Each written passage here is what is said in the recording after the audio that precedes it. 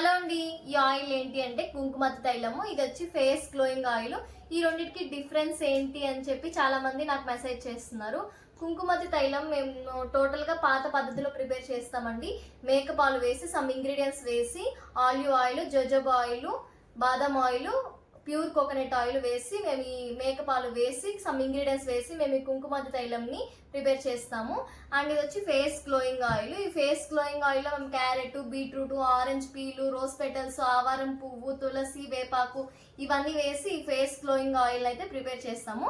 రెండు ప్రాసెస్ వేరండి.